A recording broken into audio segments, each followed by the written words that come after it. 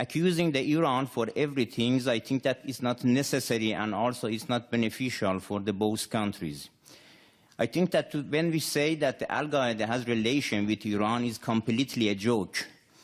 We do not forget, and everybody do not forget, that bin Laden is a Saudi citizen and has a strong political and economic relations with inside of the Saudi. I think that everybody does not forget that from the 19 people of the people that committed the 11th of September, 15 people of that 19 was the Saudi citizens. So it seems that, and also now in this room, I think that many people also knows that which country or which countries has supported the Daesh for many years.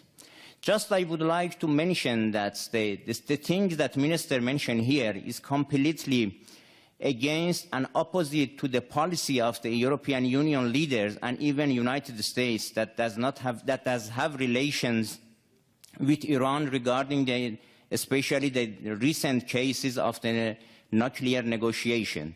And also there's some kind of the relations that also Iran has with other regional countries shows that Iran also has some kind of the logical policy. Inviting Iran to present in the coalitions that for the things that for them solving the problem in Syria shows that Iran is a main partner for the solving the problem in the Syria. That's all. Now on the third issue, the Honorable Consul General from Iran, I didn't say anything that was not based in fact. Doesn't the Iranian constitution say export the revolution? Doesn't the constitution say take care of the Shia, the dispossessed, as you call them? Didn't Iran create Hezbollah? Didn't Iran attack more than a dozen embassies inside Iran in violation of all international laws?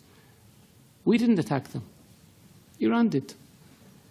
Didn't Iran manage, plan, and execute the 1996 attack in Khobar Towers against the American Marines? Yes, they did.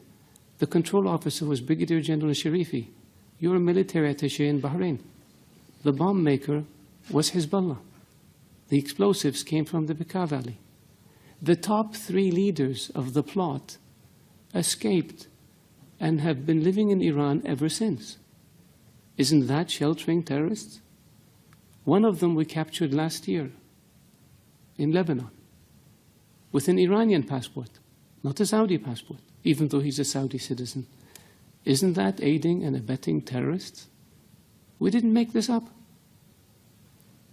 When the explosions in Riyadh happened in 2003, Saif al-Adl was in Iran along with Saad bin Laden, the chief propaganda person for Al-Qaeda, and 4 or 5 other people, senior leaders. Iran harbored them and protected them.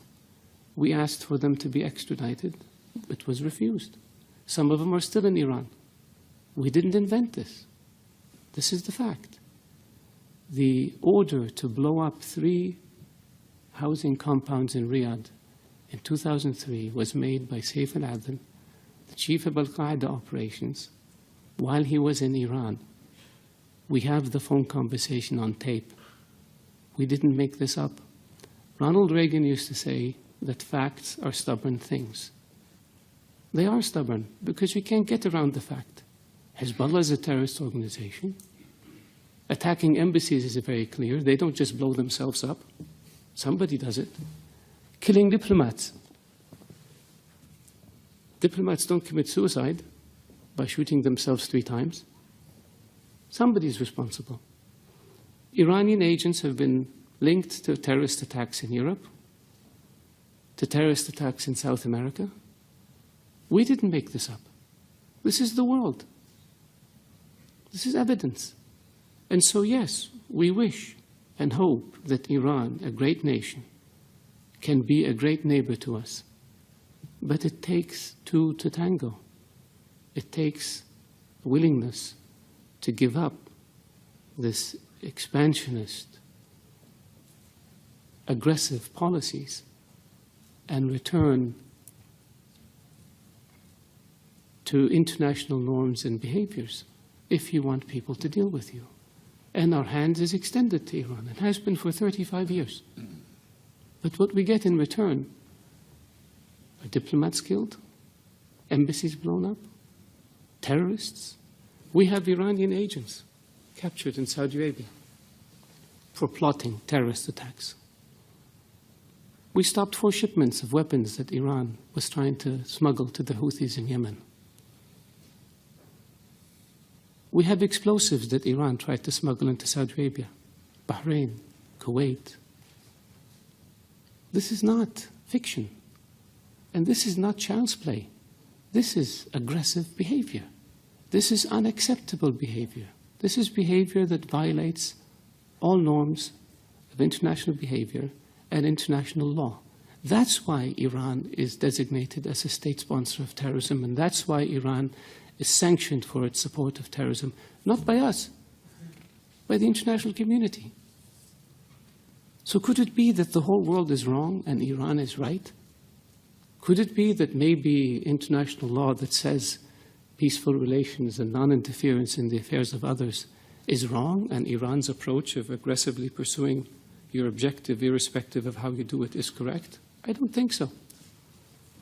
So if you want a Saudi official to not be critical of Iran, behave in a way that doesn't expose you to criticism.